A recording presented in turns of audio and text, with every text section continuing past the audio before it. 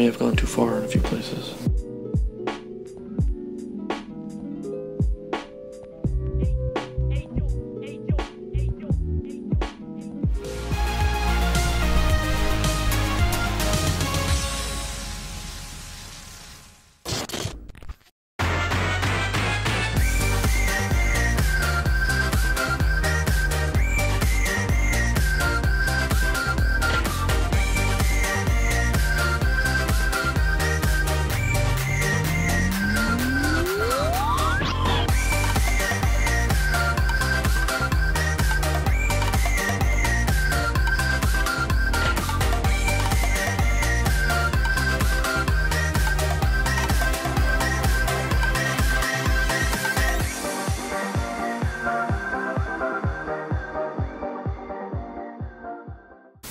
Happy New Year! Oh, well, I guess not Happy New Year yet, because it's still 2017 when I'm filming this, but it will be 2018 when you're watching this, so I mean, just kind of cancels out, I guess. What's up, guys? I'm Jacob Suggs, and welcome back to another video. And as you can probably tell, I'm in a different area today, and that's because I want to change things up for 2018. I don't want to have a basic setup behind me anymore. I kind of want to get out and go have fun when making these videos and just change things up for the channel coming this year. So I just kind of figured now would be a good place to start, I suppose. So I kind of figured, you know, might as well just shake things up a little bit, make it kind of fun, and create the most generic film student, film YouTuber, whatever, film reviewer background that I can think of. So it's me in front of my Blu-rays, but on the bright side, I do have a timer over here, and I have a glass of raspberry tea. So, I mean, this is actually kind of nice. Actually, I'm gonna take a sip of this now. You can't go wrong with raspberry tea. But that all being said, today we're talking about the very best films of 2017. Keep in mind, this is just my opinion. This isn't like solidified as the best films of 2017. So if I don't talk about a film that you personally really loved and would put on your top 10 list, it's because it just didn't make it onto mine, but that doesn't mean that I didn't like the movie. I mean, I might have thoughts on that film, it just didn't make it here. However, before we do start off, I do want to say that this is going to be a collaboration with HoustonProductions1. He's a good friend of mine from both Twitter and YouTube. Go check out his channel, he's great. He does amazing video essays and stuff like that. But Houston and I decided to collab once again for this. We did the same thing last year, talking about the top 3 best and worst films of last year. So we just kind of figured it would be fun to do it again. So before I tell you my honorable mentions and my top 10 personally, Houston, take it away. Hey guys, hey Jacob, hey Frame by Frame family, all of you, you know, all y'all. I'm talking to the audience here. That's my point.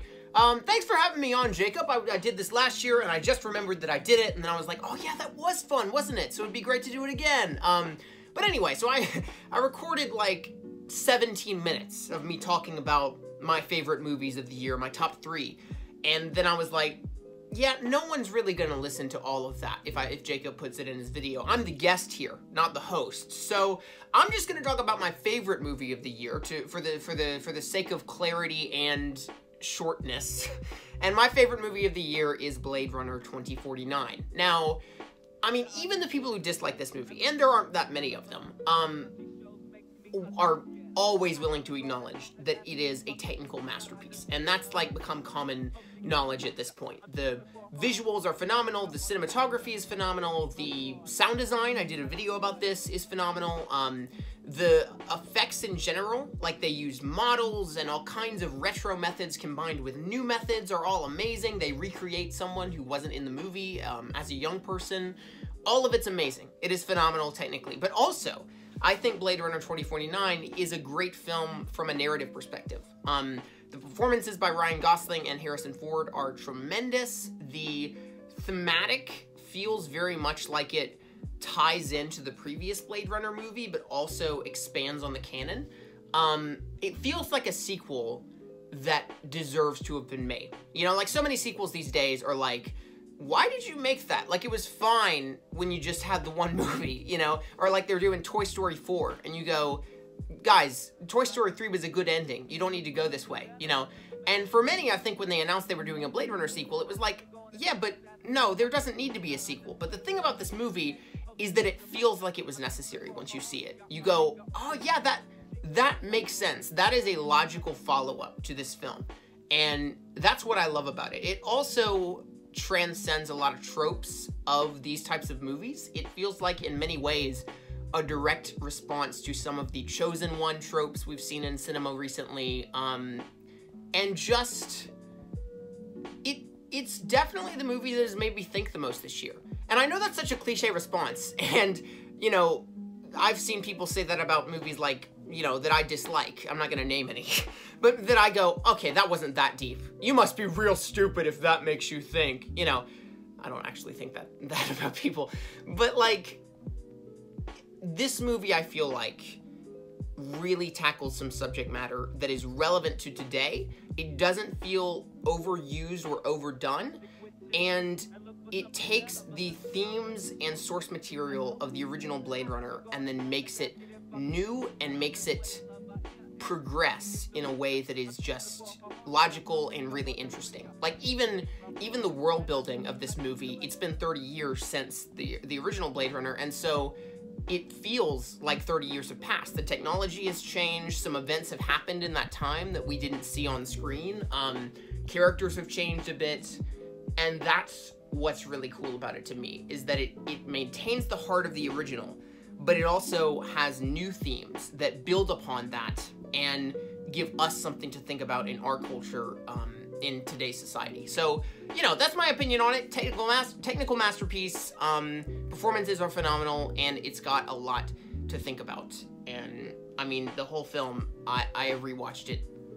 Well, I haven't rewatched it in its entirety that many times yet because I just got it on digital, but I've just been going through my favorite scenes and rewatching them over and over and over because they're all so good and so captivating despite how uneventful they are. And you'll know what I mean when you see the movie. So that's what I have to say about Blade Runner. Thank you for having me on, Jacob. I'm HoustonProductions1, if you do not know. And, because you should know, I'm quite the presence here on YouTube now.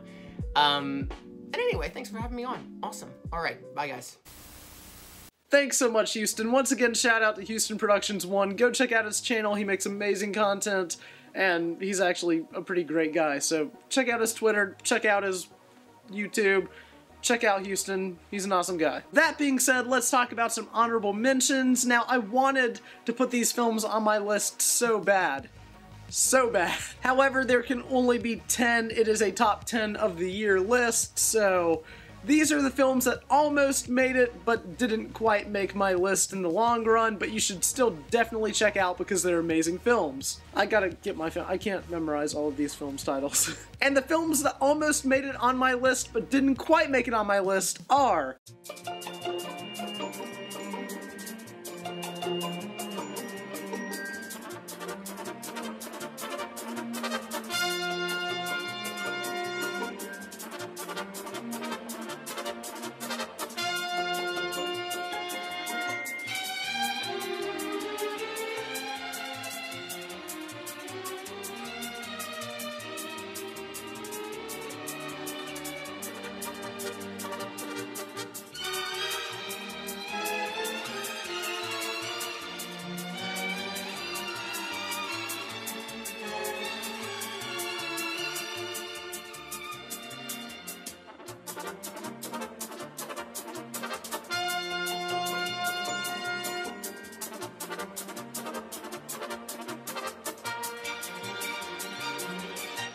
Alright, so that all being said, let's talk about my top 10 of the year, starting with number 10. My number 10 for the year is Coco. Coco is a film that I had no expectations for. I walked into it just thinking it would be an alright film that Pixar just kind of pumped out, because if we're being honest here, Pixar really isn't what it used to be. But after I saw Coco, Coco was something truly special and completely blew me away. It really shows why Pixar is the gold standard for animation these days, or at least in my mind they are, because man, Pixar has moments, and I know that people joke about it all the time, that make you want to cry, but it's done rightfully so, because there's several moments in Coco that I will never forget. It's not only a visually appealing film, it's a film that has a lot of heart and emotion and character in it, and the story behind Coco is just so So great, and I can't recommend that you see this film enough. Alright, number 9. My number 9 pick for the year is Star Wars: The Last Jedi. Now, if you know me, you know your boy likes Star Wars. It's so weird, because the first time that I saw The Last Jedi on opening night, I actually was kind of indifferent about it. If you saw my review for The Last Jedi, you pretty much know what I'm talking about. However, after much thought and actually seeing the film again the other day, I've got to say that I truly love this film. It's a great film, and it's a Star Wars film crafted like none other. Mad props given to Rian Johnson for taking really bold risks, and although I don't agree with all of them, I agreed with the majority of them, and it really paid off in the long run. The fact that I have no idea where they're going for Episode 9 and don't know what they're gonna do says something about the quality of Episode 8. They do so much in this film that I didn't expect them to do, and that's not a bad thing. I absolutely loved this film. I loved how they carried on developing these characters from The Force Awakens and reintroducing Luke Skywalker. I love stuff like that, and overall I just thought this film was an incredible experience. If you haven't seen Star Wars, but let's be honest, you've seen Star Wars, it's still in theaters, you can go check it out, and it's definitely worth your time. Number 8. My number 8 film of the year is Logan, which is actually right behind me on my shelf.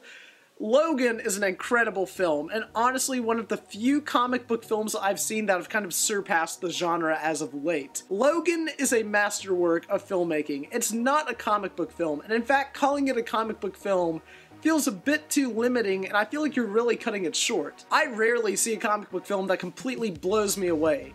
I see a lot of great ones, and I see a lot of good ones, sure, but there's not a lot of times where I see a comic book film that just stays with me for months upon months and just makes me break down into tears in the middle of a theater.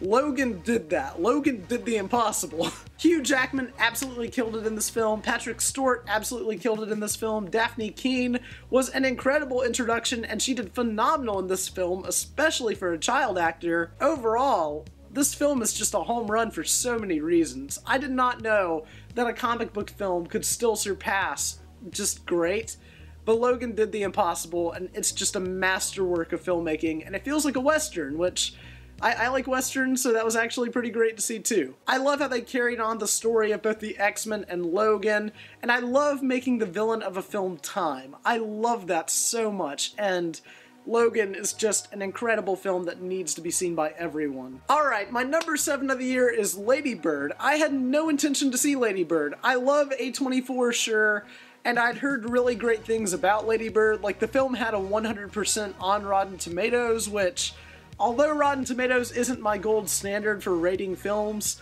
100% movies are very far and few between, so I kind of knew that if I did see it, it was going to be something really special. And whenever I did see Lady Bird, it is something truly special.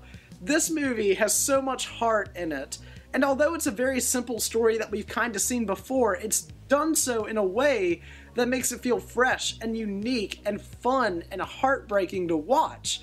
This story of a girl's kind of coming of age and going through a private school and dealing with mothers and fathers and just a whole lot of issues going on both at the time and with her family, it's just an incredible experience to watch, and I really enjoyed it. Also, the soundtrack for this movie is absolutely killer, and props to Greta Gerwig for making one of my favorite films of the year. Both her and Patty Jenkins show that female filmmakers are very far and few between, but they can make quality films. And also because it's a great movie. If you haven't seen Lady Bird, you should check it out whenever you can, because it's actually pretty great. Number 6 of the year is also a film that I didn't plan on seeing. Once again, another A24 movie. I love A24. They're just the best independent movie studio ever. However, Good Time was a good time. That was bad. I gotta redo all of that. Good Time is a film that shows that Robert Pattinson, when given the right material, can actually be a phenomenal actor. This film is much like Lady Bird in the sense that it's about two brothers and kind of deals with family in unfortunate circumstances. And although the film kind of doesn't slow down, it's basically an on-the-run film the entire time to where two brothers are trying to get out of trouble. It's a story at its core about two brothers coming to terms with one another and recognizing, although we might have problems, we can still be brothers and work together. However, there's so much more to this movie to that. The movie has great action, it has some really intense scenes I will never forget seeing because they are that intense. The film is also very well directed and visually appealing. I mean, the poster is so neon colored and vibrant that it's just insane. And I love the themes of this film so much and how it really discusses which brother is more sane, the one that has a mental illness or the one that just wants to do bad things.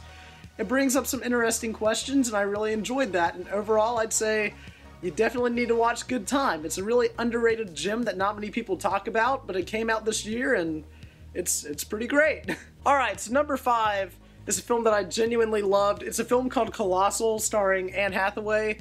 Once again, a film that I really wanted to see, but my theater didn't pick it up, so I had to wait for it to come out on digital and stuff like that. But man, I love this film. This film surpassed all of my expectations, and I love it so much. It's one of the quirkiest, weirdest films I've seen all year, probably, but Anne Hathaway just delivers an incredible performance in this movie, and I just love the idea. I really love films that take creativity to the next level, and it shows that films that are original can still be phenomenal. And Colossal's probably the best example about that. Also, the trailer for this movie gives nothing away, and I love trailers that do that. It just piqued my interest enough to where I really wanted to see it, but it didn't really give anything away. However, the poster did, which is why I'm not showing it now. Now, whoever designed that poster is an idiot. Like, why would you show that in a I just don't understand. But overall, I would say Colossal is a gigantic success. I love the film so much, and if you haven't seen it, you definitely need to watch it. It's a phenomenal movie, and I love it. Alright, number 4. Number 4 is a film that I was really looking forward to, and I probably saw it at the best possible time because my friend was back in town. I saw it with my newfound friend at the time, and man, did I love this film. Baby Driver is something truly special, and I know with Colossal I talked about originality, but there's no film that's more original this year than Baby Driver. Baby Driver is the most creative, fast-paced, heart-pounding, heartfelt film that I've seen all year. It's an incredible experience that's a load of fun and just is so fast-paced from both start to finish that it leaves you breathless by the time that you're done watching the movie. I mean, I'm even talking fast talking about it now, but everything that they do in this film is just phenomenal. I appreciate the practicality that director Edgar Wright does with pretty much all of his movies, but especially here. That opening sequence for Baby Driver might be the best opening sequence that I've seen all year, and I've seen Star Wars. Baby Driver is a triumph for originality. I think I called it a masterpiece, and I'd still stand by that. Baby Driver is a phenomenal film that I can't wait to watch again, and it's just a great film that you can watch on end, on end, on end, and it just never gets old. Hats off to Edgar Wright. Let's just move on. Edgar Wright, you're the best. Alright, my number 3 of the year is Dunkirk. Christopher Nolan is one of my favorite filmmakers working today. I think that he's incredible behind a camera, and he just keeps delivering hit after hit after hit, and this guy just can't stop. And Dunkirk was probably one of my most anticipated films of 2017, and man did it not let me down. I have not walked out of a theater in pure silence and not discussed the film with my friend for 5 straight minutes until now.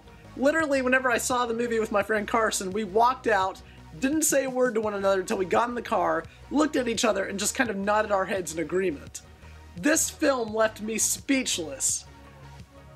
No film leaves me speechless, or at least not one in a while anyway, but this film was so great for so many reasons. The cinematography, the score by Hans Zimmer is just, oh my gosh, it's amazing. And I love how Christopher Nolan showed a single battle in a gigantic war from several different perspectives, and it all worked well together. That's really hard to pull off, but Christopher Nolan freaking did it. And the fact that he did says something about Dunkirk, and Dunkirk is just a phenomenal film, and probably one of the best war films ever made. There's no denying that. Dunkirk is a triumph, it's a masterpiece, and I love it for so many reasons. Alright, number 2. I had a lot of trouble picking between my number 2 and number 1 of the year. Both films are almost equally great if you're asking me personally, but I've got to say, Blade Runner 2049 makes my number 2 spot. This film, I love the original Blade Runner so much, and I was really hesitant whenever they announced that a sequel was going to be made for Blade Runner. However, Blade Runner 2049 surpassed all of my expectations. It is a visually stunning, incredibly sounding. The sound design in this film is just amazing. You want to talk about Houston Productions 1? Houston actually just made a video talking about the sound design in Blade Runner 2049. It's like a compilation of all the unique, cool sounds. Link is in the description down below if you want to watch that video. It's so easy to get off topic when talking about Blade Runner 2049 because the film just does so much right that you just want to keep talking about one particular element that it does right. But the characters, the emotion, the heart, the themes, everything coincides with the original Blade Runner, and to be honest with you, it might even surpass the original Blade Runner in terms of quality. I mean, we're living in a world where everything has to be rebooted, remade, or have a sequel done, and Blade Runner 2049 is something that surpasses all of that. It's the reason why we should still have faith in reboots and sequels and remakes and stuff like that. Because for every 9 out of 10 flatliners that we're gonna get, there's always that one Blade Runner 2049 that stands out. This film is masterwork of filmmaking, and it's flip-flopping for the best of the year. I kid you not, I had so much trouble putting this as my number 2, and I may put it as my number 1, but literally they alternate. Both films I'm about to talk about, or I guess I already talked about Blade Runner 2049. Wow, Jacob, you idiot. Briggs Be Bear. You have never heard of Briggs Be Bear. I haven't even reviewed it. I watched Briggs Be Bear not even seeing a trailer for it. I just walked into it knowing Mark Hamill was in it, and it was something about a bear. This film was incredible. This film blew me away on every level, and it inspired me to no end. After watching Briggs Be Bear, I wanted to go out and make a movie of my own. These films I appreciate for so many reasons. I actually just bought it the other day.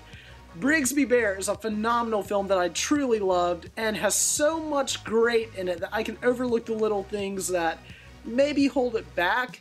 However, overall, as a whole, I truly loved Briggs Be Bear, and if you haven't seen it, which you probably haven't, because it's kind of like a lower class film, kind of like under the radar kind of deal, underrated gem, I guess you could say. Briggs Be Bear is a truly special film that has so much heart in it that it's just insane.